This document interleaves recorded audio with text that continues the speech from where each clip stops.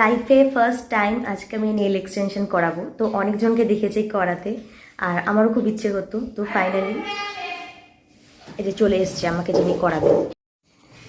তো আমার ভীষণ ইচ্ছে হতো নেল এক্সটেনশন করাতে, তো আজকে ফাইনালি করাচ্ছি। আর আমি যাকে বুকিং করেছি ওনাকে আমি ফেসবুকে দেখেছি, একটা বোন খুব মিষ্টি। তো দেখা যাক কতদূর কী হচ্ছে, তো সমস্তটা শেয়ার করবো। তো এই বোনটার কাছে আজকে আমি নেল এক্সটেনশন করবো। তো তোমার নামটা একটু বলে দাও। ও, আমি ওর অনেকগুলো কাজ দেখেছি ফেসবুকে, খুব ভালো লেগেছে। তো ওখান থেকেই ওকে আমি আজকে বুকিং করেছিলাম। লাইফে ফার্স্ট টাইম নেল এক্সটেনশন করছিলাম, একটু তো টেনশন ছিলই, আর তাছাড়া একটু একটু ভরসাও ছিল, কারণ এই বোনের কাজ আমি অনেকগুলো ফেসবুকে দেখেছি আর ও খুব সুন্দর কাজ করে। আর সেদিন আমাকে যখন নেল এক্সটেনশন করে দিল, তারপর তো আমি ভীষণ স্যাটিসফাইড হয়ে গেছি। প্রত্যেকটা কাজ এত ধৈর্য ধরে এত সুন্দর করে করছিল। তবে কালার কম্বিনেশনটা কিন্তু সম্পূর্ণ আমি পছন্দ করেছি। বোন আমাকে জিজ্ঞেস করছিল যে তুমি আমার করা কিছু কাজের মধ্যে থেকে করবে নাকি। ও আমাকে অনেকগুলো ছবিও দেখিয়েছিল, কিন্তু আমার মনে হলো আমি একটু অন্যরকম করি, কারণ আমার পিঙ্ক কালার করার ইচ্ছে ছিল। আর তার সাথে বোনের হাতে দেখলাম যে খুব সুন্দর মানে নেল আর্টটা রয়েছে যেই ডিজাইনের, বোনের হাতে কিন্তু এই সেম ডিজাইনের ছিল, তবে কালারটা অন্য ছিল।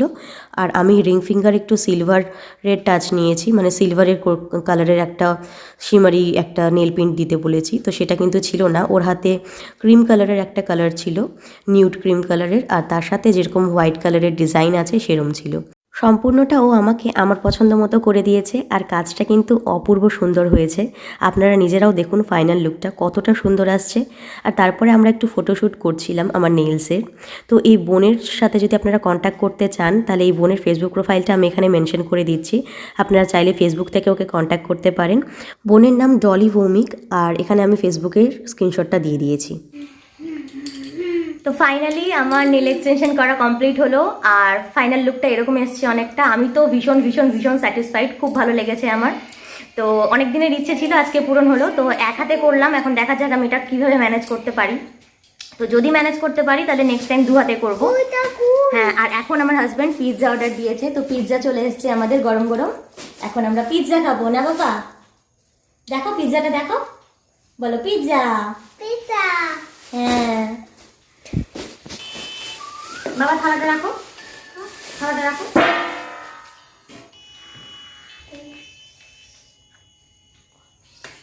আমি না, রাখো রাখো, এখানে রেখে খাবো তো। আচ্ছা ঠিক আছে, আর দিব না, ঠিক আছে তুমি তাহলে ওই দুটো খাও তাহলে। হয়েছে? হুম। ঘড়িতে বাজে এখন সকাল 9:30, আর ফিহান ব্রেকফাস্ট করছে উইথ ফোন ছাড়া ইদানিং চলছে না, এত ঠান্ডা করছে, নাহলে অন্য সময় খেলতে খেলতে ব্রেকফাস্ট করে। আর এখানে আমি সম্পূর্ণ রেডি।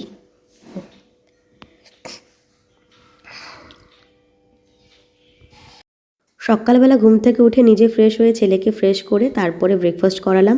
আর এখন যাচ্ছি মা ছেলে মিলে স্কুলে, তো ভিহানকে স্কুলে পৌঁছে দিয়ে আসবো। আর তারপর থেকে আমাদের কি বলবো, দিনগুলো এত খারাপ যাচ্ছে যে বলার নয়, সেগুলো আগামীতে দেখতে পাবেন। না কেন 2 দিন ধরে প্রচণ্ড কাশছে আর ঠান্ডা লেগে গেছে।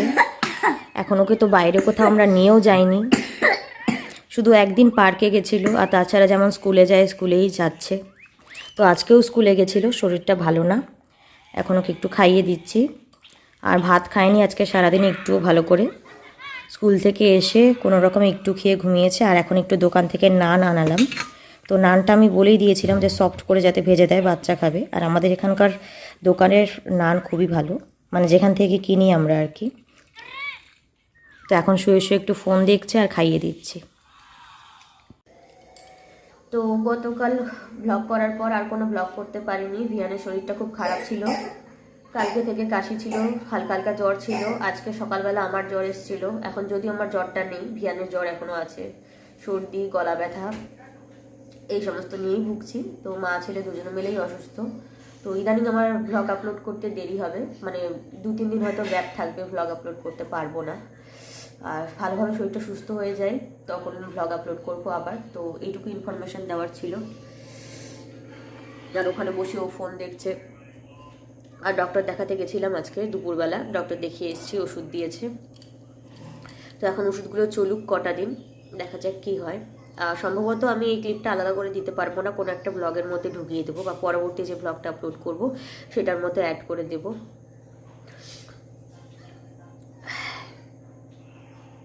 যেমনটা বললাম, আমাদের সময়টা কিন্তু খুবই খারাপ যাচ্ছিল। ইনফ্যাক্ট এখনও কিন্তু সম্পূর্ণ খারাপ সময়টা আমরা পেরিয়ে আসতে পারিনি।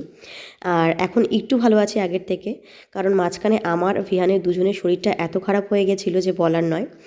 রিহান অসুস্থ থাকা অবস্থায় ছোট ছোট অনেকগুলো আমি ক্লিপ নিয়েছি, আর সেগুলোর মধ্যে কয়েকটা আমি ফেসবুকে আপলোডও করে দিয়েছি, আর কিছু কিছু এই ব্লগে শেয়ার করলাম। আর এখন শরীরটা আগের তুলনায় একটু ভালো আছে, যদিও সম্পূর্ণ সেরে উঠতে পারিনি। আর এখন সন্ধ্যাবেলা চা করছিলাম, আর তখন এসেছিল মেশো। তো মেশো অনেকদিন পর আমাদের বাড়িতে আসলো, তো মেশোকে আর মাকে চা করে দিচ্ছিলাম। আর মেশোরা ইদারিং দীঘা থেকে ঘুরে আসলো, আর সেখানকার ছবি আমাদেরকে দেখাচ্ছিল, তো ভীষণ গল্প হাসি মজা হচ্ছিল। আর অনেকদিন পর যেহেতু এসছে, তাই মানে আড্ডাটা আর কি অনেকটাই জমে গেছে। ধীরে ধীরে আমি অনেকটা ফ্রেশ ফিল করছি, আর শরীরটাও একটু করে সেরে উঠছে, যদিও সম্পূর্ণ সেরে উঠতে পারিনি। আর ভিয়ানও কিন্তু অনেকটাই সেরে উঠছে। আর সম্পূর্ণ কিন্তু আমরা মা ছেলে কেউই এখনও সুস্থ হইনি, কিন্তু আগের থেকে অনেকটা বেটার ফিল করছি। আর এখন শরীরটা ভালো থাকায় একটু একটু করে কাজে আবার মানে যোগ দেওয়ার চেষ্টা করছি, একটু টুকটাক কাজ করছি যাতে মনটাও ভালো থাকে আর নিজেকে ব্যস্ত রাখতে পারি। তবুও কিন্তু পুরোনো ব্যাপারটা নিয়ে মন খারাপ রয়েছে। আর যারা জানেন না কী বিষয়ে মন খারাপ, তারা আমার গতকালের ভিডিওটা, গতকাল বলতে ঠিক গতকাল নয়, বৃহস্পতিবারের মানে আগের দিনের ব্লগটা দেখে নেবেন, তাহলেই বুঝতে পারবেন। নিজেকে অনেক বুঝিয়েছি আর নিজেকে শান্ত করারও চেষ্টা করেছি, কারণ এটাই তো জীবন। কারণ সবসময় যেটা চাইবো সেটা তো আর হাতের কাছে এসে হাজির হবে না, এই নিয়েই চলতে হবে। তো অনেক জ্ঞানের কথা বলে দিলাম। অ্যাকচুয়ালি এই সময় মোটিভেশনটা আমার আপনাদেরকে না দিয়ে আমার নিজেকে মোটিভেট করাটা বেশি দরকার।